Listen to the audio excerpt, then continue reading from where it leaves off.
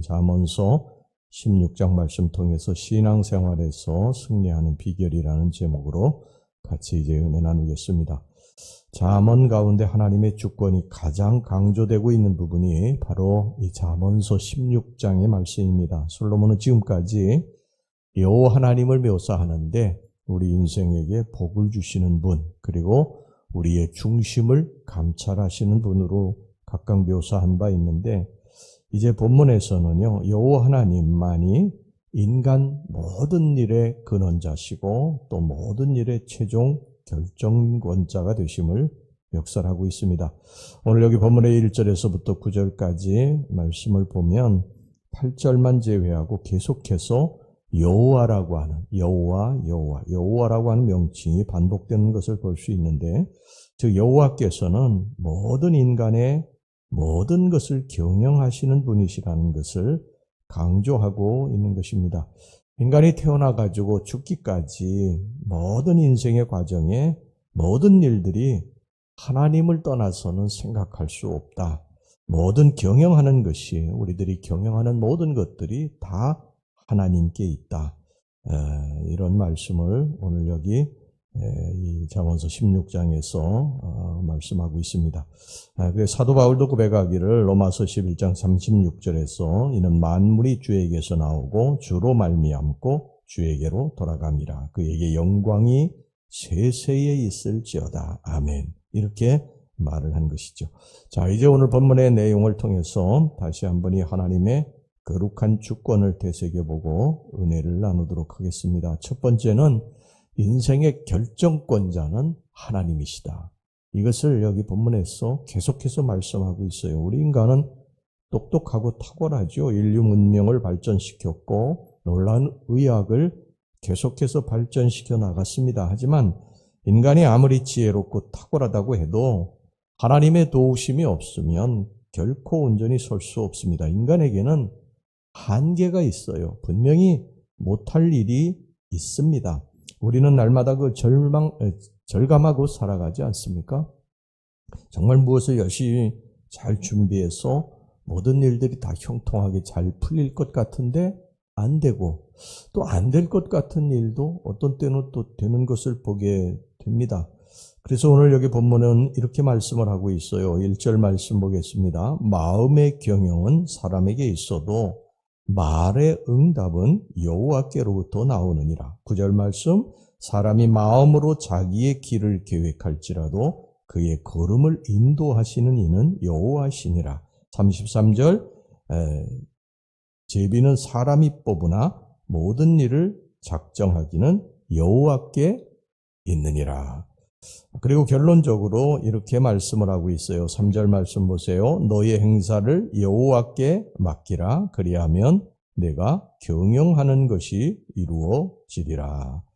우리 인생사를 우리가 결정하고, 우리가 계획해서 우리가 결정하고, 또 결과를 우리들이 원하는 것을 그렇게 얻는 것 같지만 절대 그렇지 않다는 거예요. 우리 인생은 내가 계획한다고 내 계획대로 되는 것이 아니죠. 우리가 이제 살아보니까 그런 걸 수도 없이 깨닫지 않습니까? 전혀 계획하지 않았던 일들의 길로 우리들이 가기도 하고요. 또 우리들이 계획해서 이건 잘 될 것이다 하는데 안 되기도 하고, 내가 열심히 못해서 이건 좀 어려울 것 같다. 그래도 또 이루어지기도 하고 그렇습니다. 그러니까 우리 인생의 모든 결정은 하나님께 있는 것이지 우리에게 있는 것이 아니에요. 우리는 그저 하나님을 의지하고 우리들의 최선만 다할 뿐이지 그 결과는 하나님이 정하신다.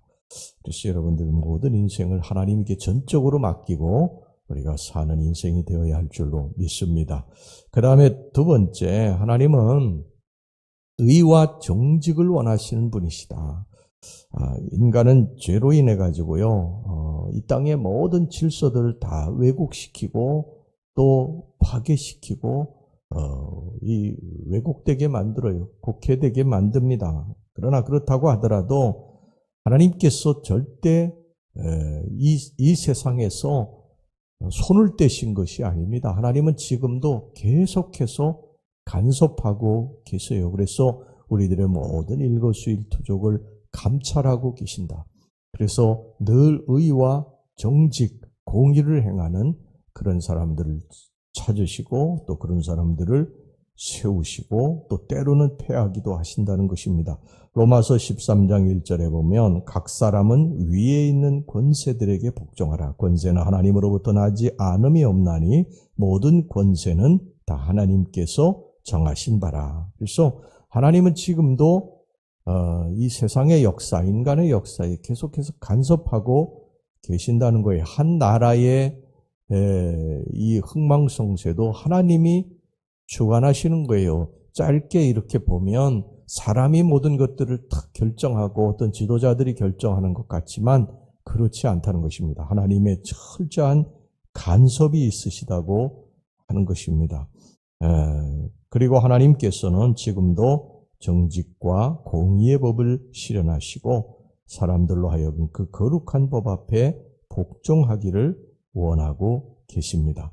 그리고 하나님의 온전하고 거룩한 말씀이 모든 통치자와 재판관의 판단 기준이 되기를 원하세요. 10절, 11절 말씀 봅시다. 하나님의 말씀이 왕의 입술에 있은즉 재판할 때에 그 입이 그르치지 아니하리라. 공평한 저울과 접시 저울은 여호와의 것이요 주머니 속의 저울추도 다 그가 지으신 것이니라. 그러니까 하나님은 재판하는 모든 하나하나 지금 재판관들이 때로 뇌물을 받고 또 아는 지인이라고 해서 잘 봐주고 그래서 서민들 돈 없는 사람들은 서름을 겪고 또 때로 감옥에 가고 부자들은 또 권세 있는 자들은 죄를 지어도 감옥에 가지 아니하고 적당히 나오고 이런 일들을 우리가 때로 목격하긴 하지만 긴 그러한 세월 속에서 보면 나중에 보면 하나님이 반드시 이것을 바로 잡으신다고 하는 것입니다. 그래서 정직한 자가, 공의로운 자가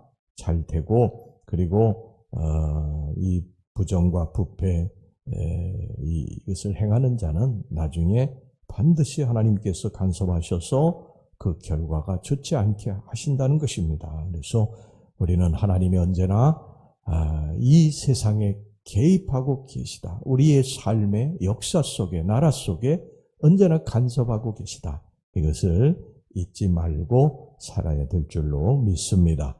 그 다음에 세 번째입니다. 하나님은 겸손한 자의 편에 계시는 분이세요. 5절 말씀 보세요. 무릇 마음이 교만한 자를 여호와께서 미워하시나니 피차 손을 잡을지라도 벌을 면하지 못하리라. 인생이 멸망당하는 이유 중에 가장 큰 이유가 뭐냐면 하나님 앞에서 교만한 것입니다. 목을 꼿꼿이 세우고 교만히 행하기 때문이에요. 그런데 하나님은 교만한 자를 낮추시고 오만한 자의 목을 꺾으십니다. 그리고 스스로 높아져서 자기를 드러내기를 좋아하는 자는 강제로 낮추시고 그 삶을 흩트습니다. 반면에 자기를 낮추고 하나님 앞에서 겸손히 행하는 자를 하나님은 찾아서 높여주신다. 성경에 대표적으로 사울 왕과 다윗 왕을 우리가 볼 수 있지 않습니까? 사울 왕은 처음에 굉장히 겸손했던 왕이에요. 내가 왕으로서의 제목이 못 됩니다. 하나님, 저는 왕이 될 수 있는 자격이 없어요. 그리고 자기 스스로를 낮추었을 때에 하나님은 그를 찾아서 높여주셨어요. 왕으로. 그런데 사울이 나중에 변하지 않습니까? 왕이 되고 나서 어떤 부와 권세를 얻고 그리고 이제 더 이상 하나님을 의지하지 않아요. 기도하지도 않고 전쟁에 이겨도 자기를 위해서 승전비를 세우고 하나님 앞에 영광을 돌리지 않았어요. 그 결과 하나님은 사울왕을 패하시지 않습니까? 스스로 높아지니까 하나님이 낮추신 것이죠. 그런데 다윗은 목동이었을 때 겸손히 행할 때 하나님이 그를 찾아내셔서 기름을 부어주셨고 왕으로 세우셨어요. 왕으로 돼서 나중에 그 왕이 되고 나서도 그는 물론 이제 큰 죄를 짓긴 했지만 그래도 겸손히 행했습니다. 하나님 앞에 늘 기도하고 그리고 하나님께 영광을 돌리고 하나님과 함께 동행하고 그러니까 하나님께서 계속 다윗을 왕으로 오랫동안 이렇게 지속되게 하시지 않습니까? 여러분, 우리가 하나님의 축복을 받는 이유, 하나님으로부터 높임을 받을 수 있는 그 이유는요, 우리 자신들을 낮출 때 하나님이 높여주신다. 그리고 이 하나님의 축복과 높임이 계속되는 것은 우리가 하나님 앞에 절대 교만하지 않고 겸손하게 될 때 우리의 축복과 우리의 영화가 계속될 것이다. 여러분, 이것을 항상 기억하시기를 주의 이름으로 축원합니다. 하나님은 자신의 부족을 깨닫고요, 당신 앞에 늘 머리를 조아리는 겸손한 사람을 기뻐하십니다. 내 스스로가 다 부족하구나, 하나님 앞에 내가 잘못한 것이 참 많구나, 그러고서는 기도하는 자를 하나님이 찾아서 높여주십니다. 하나님 지금도 계속해서 이 역사 속에 하나님이 손 떼고 계신 분이 아니라, 옛날에 그 이단 중에 이신론이라고 하는 게 있었어요. 이신론은 뭐냐면 시계공이 만들어가지고 이제 그 손님에게 주면 그 시계가 이제 자동으로 돌아가지 않습니까? 그러니까 시계공은 그냥 고장날 때만 가가지고 고쳐주면 되는데, 하나님이 그러신 분이라는 거예요. 이신론이에요. 그러니까 하나님이 이 세상을 창조하시고 그냥 간섭하지 않으신다는 거예요. 아무것도 간섭하지 아니하고 그냥 돌아가다가 고장나면 하나님 가끔 오셔서 그 고장난 고쳐주신다, 이렇게 생각하는 게 이신론인데, 그건 이단이지요. 하나님은 지금도 손을 놓고 계시는 것이 아니라 우리의 모든 삶의 일거수일투족을 다 감찰하고 계신다. 역사를 주관하시는 분이 하나님이시다. 나라를 세우기도 하시고 폐하기도 하시는 분이 하나님이시다. 우리 일생에, 우리의 삶에, 한 개인의 삶에 흥망성쇠를 주관하시는 분이 하나님이시다.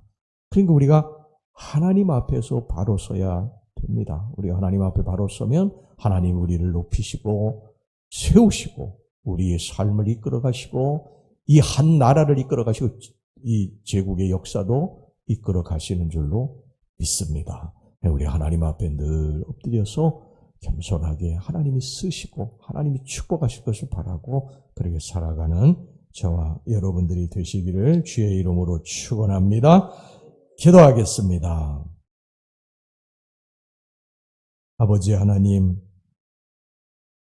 우리의 인생의 결정권자는 하나님이신 줄로 믿습니다. 우리가 무엇을 계획할지라도 그것을, 그 걸음을 인도하시는 분 여호와 하나님이시라고 말씀하셨습니다. 아버지, 우리의 삶의 주권자 하나님이심을 분명히 인정하고 주님 앞에 늘 무릎 꿇고 기도하고 살게 해 주시옵소서. 하나님은 지금도 의와 정직을 원하시고 겸손한 자를 찾으시는 분이신 줄로 믿습니다. 언제나 정직하게 의를 행하고 살게 해주시고 하나님 앞에 교만하지 않고 무릎 꿇고 기도하며 승리할 수 있는 삶을 살게 해 주시옵소서. 예수님의 이름으로 기도하옵나이다. 아멘.